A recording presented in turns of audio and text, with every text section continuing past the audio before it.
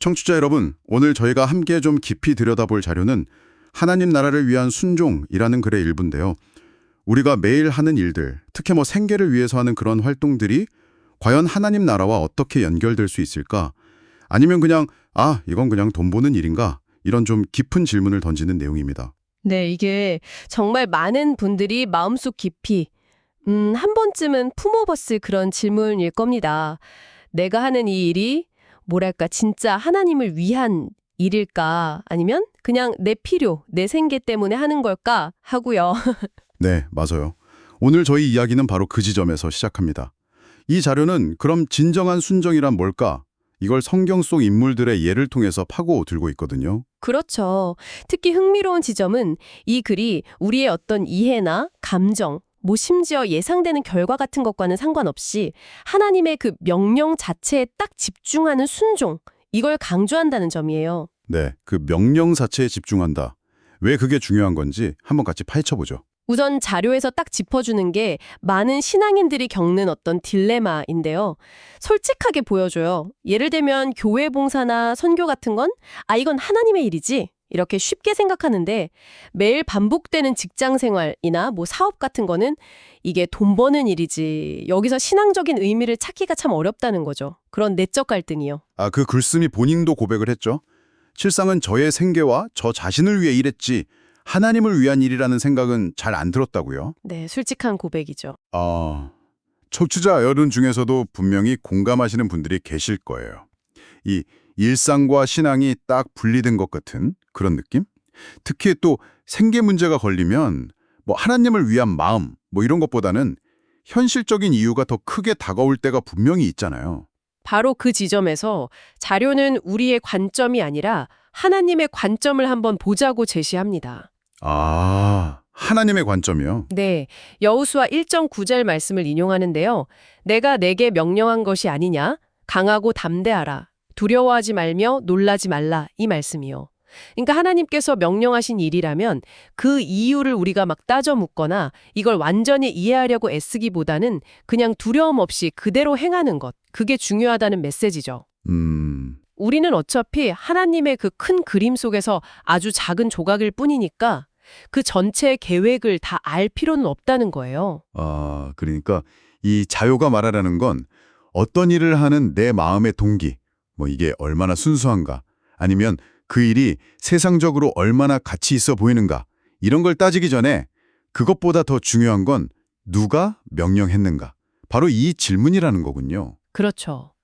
내 마음이 좀 순수하지 못해 보여도 결과가 어떻게 될지 불확실해도 그 명령의 주체가 하나님이시라면 그냥 순종하는 그 행위 자체가 의미가 있다. 이렇게 해석할 수도 있겠네요. 네, 바로 그 점입니다. 그리고 그 점을 아주 극명하게 보여주는 사례로 이사야 20장 이야기를 들고 있어요. 하나님께서 선지자 이사야에게 무려 3년 동안이나 옷을 벗고 맨발로 다니라고 정말 충격적인 명령을 내리시죠. 와, 3년 동안이나요. 그 존경받던 선지자가 그런 모습으로 다닌다는 건 상상만 해도 이게 쉽지 않은데요. 당시 사람들 눈에는 이건 완전히 비상식적이고 심지어 수치스러운 일로 보였을 것 같아요. 당연하죠. 이사야 본인인들 그 의미를 처음부터 다 알았을까요? 글쎄요, 아마 몰랐을 가능성이 높죠. 하지만 여기서 중요한 건 이사야가 말씀하신 대로 행했다는 바로 그 점이에요. 그리고 그 정말 이해할 수 없는 행동이 나중에 이사야 20장 3절에 밝혀지듯이 당시 강대국이었던 아수르가 애국과 구스를 정복하게 될 거라는 아주 강력한 징조와 예표, 그러니까 살아있는 상징적인 예언이었던 거죠. 하나님께는 그게 굉장히 중요한 메시지 전달 방식이었군요. 네, 그랬던 겁니다. 이사야의 순종은 인간적인 판단으로는 정말 무의미해 보였을지 몰라도 결국 하나님의 그 큰 계획을 이루는 중요한 도구가 된 거죠. 야, 이 이사야의 극단적인 예가 어쩌면 우리가 매일 하는 평범한 업무들을 바라보는 관점에도 시사하는 바가 클 것 같습니다. 우리가 그 일의 어떤 쓸모나 의미를 스스로 판단하기보다는 이건 하나님께서 내게 맡기셨다. 이 사실 자체에 무게를 두어야 한다는 그런 원리가 아닐까요? 네, 충분히 그렇게 연결해 볼 수 있습니다. 반대로 아주 작은 불순종이 또 어떤 결과를 낳는지 보여주는 모세의 사례도 같이 제시합니다. 민수기 20장을 보면 백성들이 광야에서 물이 없다고 막 불평하잖아요. 네네. 그때 하나님께서 모세에게 아주 구체적으로 지시하세요. 반석에게 명하여 물을 내라고요. 그런데 모세가 그 순간 백성들에게 너무 화가 난 나머지 그 말씀대로 하지 않고 그만 지팡이로 반석을 2번 쳤습니다. 아, 명하라고 하셨는데 쳤다. 결과적으로 물은 나오지 않았나요? 그럼 된 거 아닌가 싶기도 한데. 네, 물은 나왔죠. 그러니까 당장의 문제는 해결된 것처럼 보였어요.